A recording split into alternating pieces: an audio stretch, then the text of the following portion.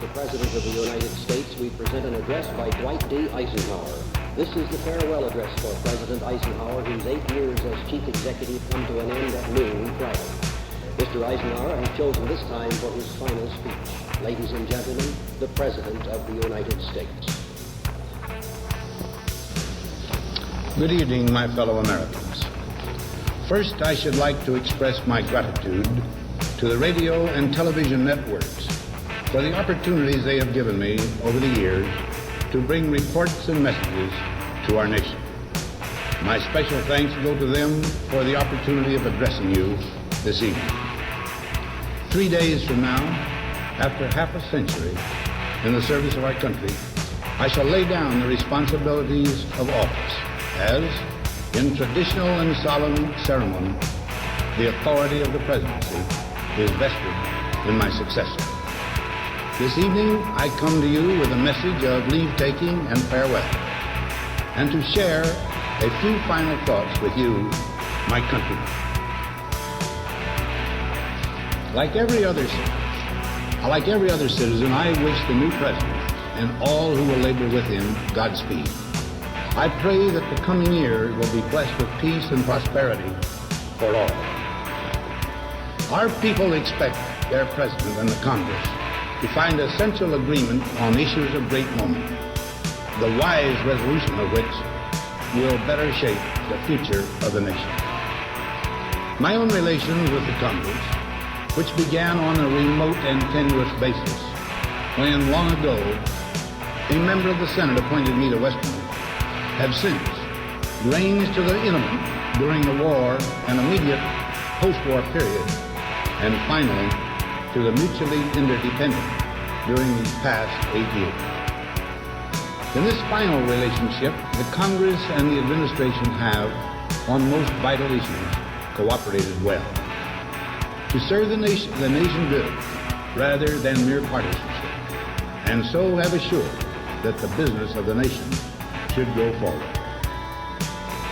So my official relationship with the Congress ends in a feeling, on my part, of gratitude that we have been able to do so much together. We now stand 10 years past the midpoint of a century that has witnessed 4 major wars among great nations. 3 of these involved our own country. Despite these holocausts, America is today the strongest, the most influential, and most productive nation in the world. Understandably proud of this preeminence, we yet realize that America's leadership and prestige depend not merely upon our unmatched material progress, riches, and military strength, but on how we use our power in the interest of world peace and human betterment. Throughout America's adventure in free government, our basic purposes have been to keep the peace, to foster progress in human achievement, and to enhance liberty, dignity, and integrity among peoples and among nations. To strive for less would be unworthy of a free and religious people.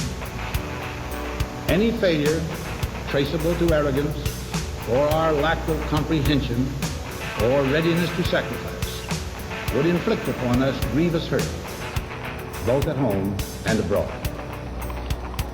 Progress toward these noble goals is persistently threatened by the conflict now engulfing the world. It commands our whole attention, absorbs our very beings.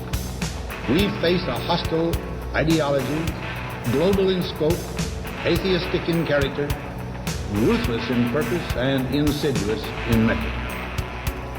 Unhappily, the danger it poses promises to be of indefinite duration. To meet it successfully, there is call for not so much the emotional and transitory sacrifices of crisis, but rather those which enable us to carry forward steadily, surely, and without complaint, the burdens of a prolonged and complex struggle with liberty, the state. Only thus shall we remain, despite every provocation, on our charted course toward permanent peace and human betterment. Crises there will continue to be.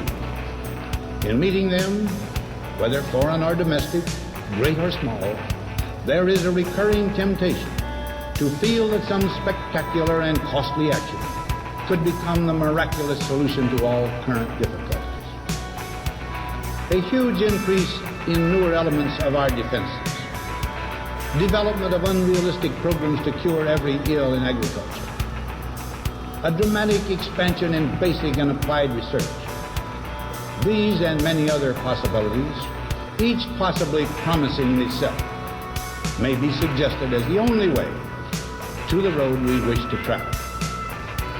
But each proposal must be weighed in the light of a broader consideration, the need to maintain balance in and among national programs. Balance between the private and the public economy. Balance between the cost and hoped-for advantages. Balance between the clearly necessary and the comfortably desirable. Balance between our essential requirements as a nation and the duties imposed by the nation upon the individual. Balance between actions of the moment and the national welfare of the future. Good judgment seeks balance in progress. Lack of it eventually finds imbalance and frustration. The record of many decades stands as proof that our people and their government have, in the main, understood these truths and have responded to them well in the face of threat and stress. But threats, new in kind or degree, constantly arise. Of these I mention two only. A vital element in keeping the peace is our military establishment. Our arms must be mighty, ready for instant action, so that no potential aggressor may be tempted to risk his own destruction. Our military organization today bears little relation to that known of any of my predecessors in peacetime, or indeed by the fighting men of World War II or Korea. Until the latest of our world conflicts, the United States had no armaments industry. American makers of plowshares could, with time and as required, make swords as well. But we can no longer risk emergency improvisation of national defense. We have been compelled to create a permanent armaments industry of vast proportions. Added to this, 3.5 million men and women are directly engaged in the defense establishment. We annually spend on military security alone more than the net income of all United States corporations. Now, this conjunction of an immense military establishment and a large arms industry is new in the American experience. The total influence, economic, political, even spiritual, is felt in every city, every state house, every office of the federal government.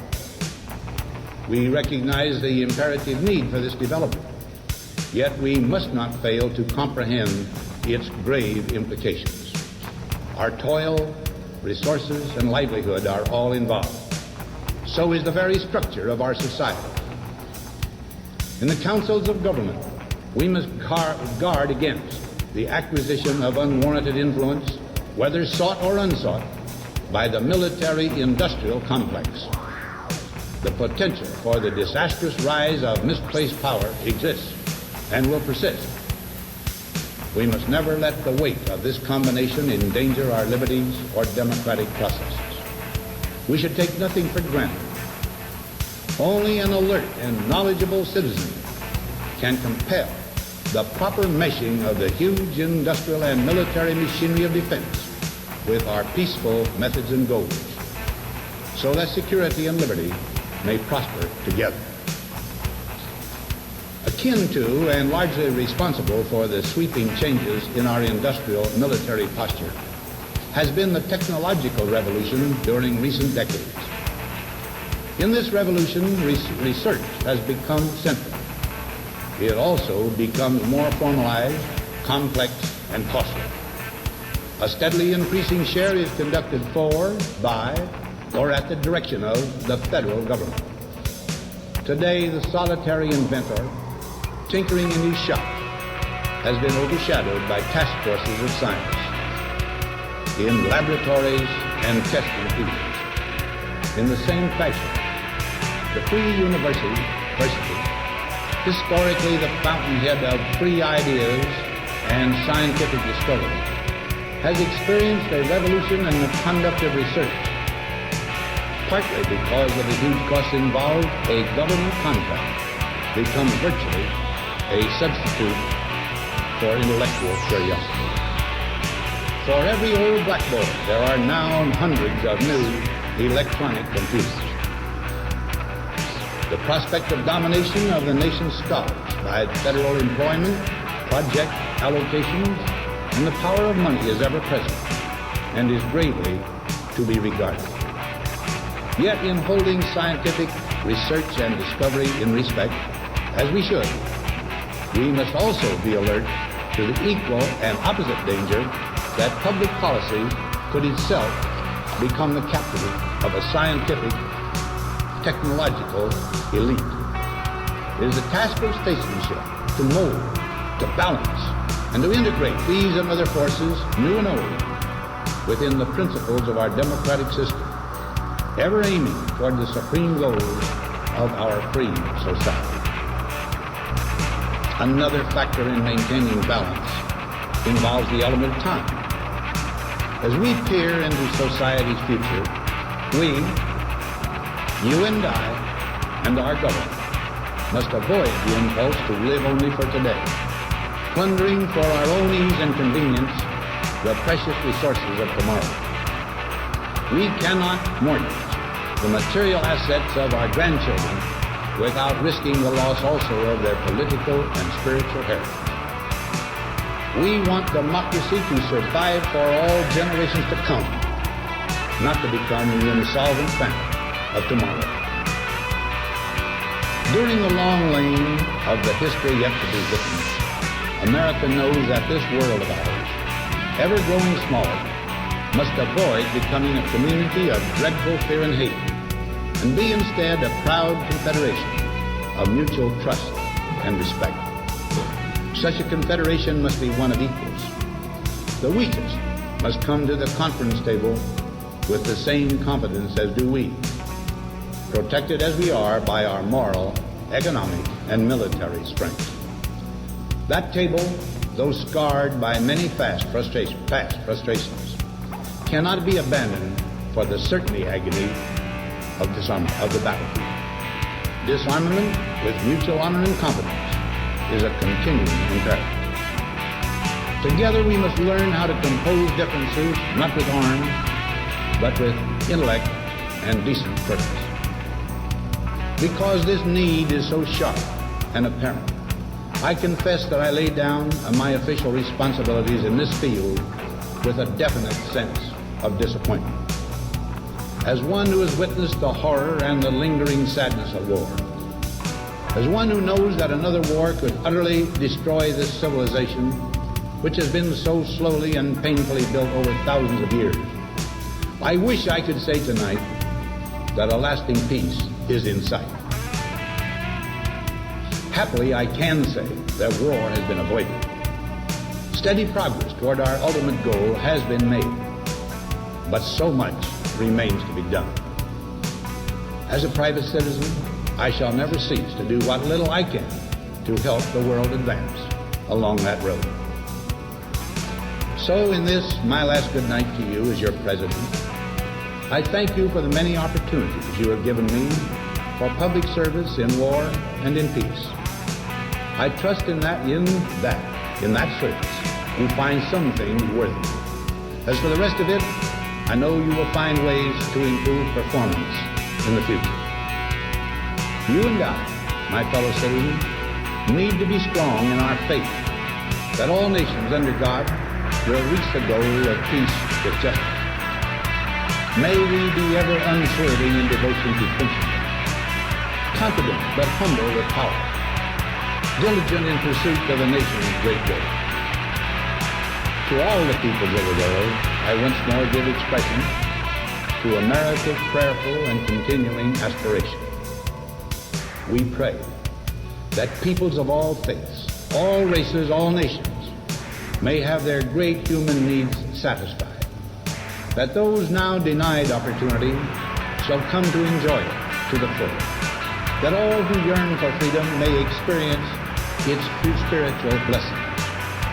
Those who have freedom will understand also its heavy responsibility, that all who are insensitive to the needs of others will learn charity, and that the sources, scourges of poverty, disease, and ignorance will be made disappear from the earth, and that in the goodness of time, all peoples will come to live together in a peace guaranteed by the binding force of mutual respect and love. Now, on Friday noon, I am to become a private citizen. I am proud to do so. I look forward to it. Thank you, and good night.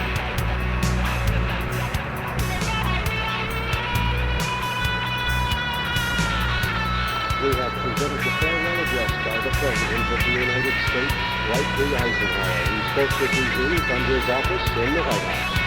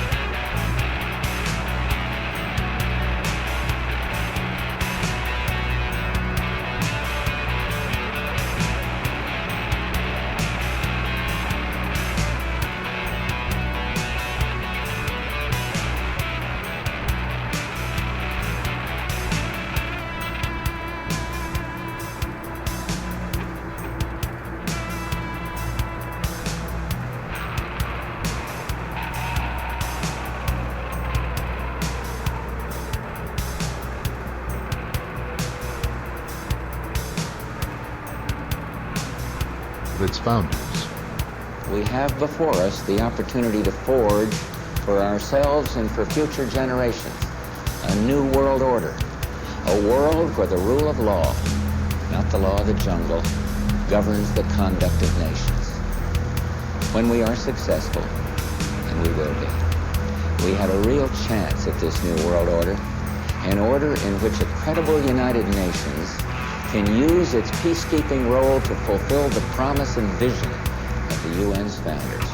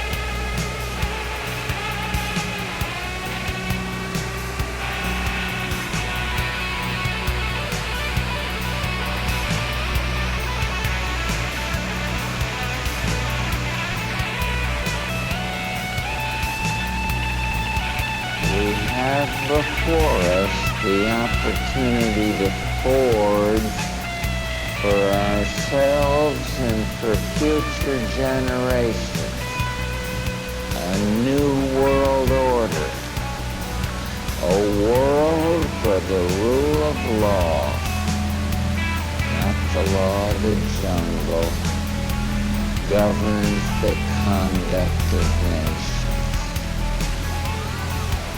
When we are successful, and we will be, we have a real chance at this new world order, an order in which a credible United Nations can use its peacekeeping role to fulfill the promise and vision of the UN's founder.